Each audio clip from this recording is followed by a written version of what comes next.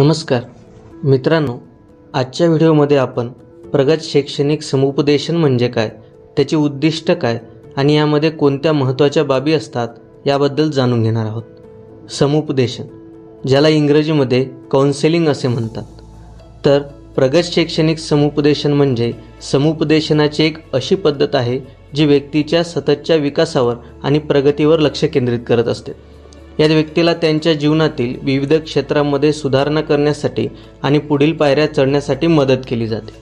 प्रगत समुपदेशनात केवळ सध्याच्या समस्यावर उपाय शोधण्यावर भर दिला जात नाही, तर व्यक्तींच्या दीर्घकालीन उद्दिष्टांना गाठण्यासाठी आवश्यक असलेल्या कौशल्यांचा विकास, मानसिकता आणि योजनांची आखणी यावर देखील लक्ष दिले जाते। हे समुपदेशन व्यक्तीच्या वैयक्तिक, व्यावसायिक किंवा शैक्षणिक जीवनात प्रगती कशी करावी याविषयी मार्गदर्शन करते। समुपदेशक व्यक्तीला त्यांच्या उद्दिष्टापर्यंत पोहोचण्यासाठी आवश्यक असलेल्या साधनांचा उपयोग कसा करावा, अडचणींवर मात कशी करावी आणि प्रगतीचा मार्ग कसा आखावा हे शिकवतो। सोप्या भाषेत सांगायचे झाल्यास, प्रगत शैक्षणिक समुपदेशन म्हणजे विद्यार्थ्यांच्या शैक्षणिक प्रगतीसाठी दिले जाणारे मार्गदर्शन, ज्यामध्ये विद्यार्थ्यांच्या विद्यमान क्षमता, आवडी, उद्दिष्टे आणि शिक्षणातील अडचणींना विचारात घेऊन त्यांना त्यांच्या शैक्षणिक कारकिर्दीत प्रगती करण्यासाठी मदत केली जाते। यामध्ये केवळ शैक्षणिक समस्या सोडवण्यावर लक्ष केंद्रित केले जात नाही, तर विद्यार्थ्याच्या दीर्घकालीन शैक्षणिक आणि व्यावसायिक उद्दिष्टांना गाठण्यासाठी आवश्यक असलेल्या योजना आणि उपायांची सुद्धा आखणी केली जाते।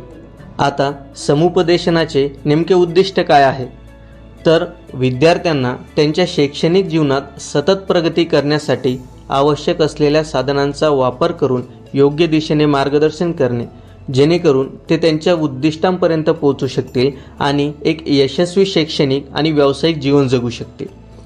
यामध्ये प्रगत शैक्षणिक समुपदेशनाच्या काही महत्त्वाच्या बाबी देखील आहेत। ते पुढील प्रमाणे: बाब पहिली, विद्यार्थ्यांच्या आवडी आणि क्षमतांचे मूल्यमापन।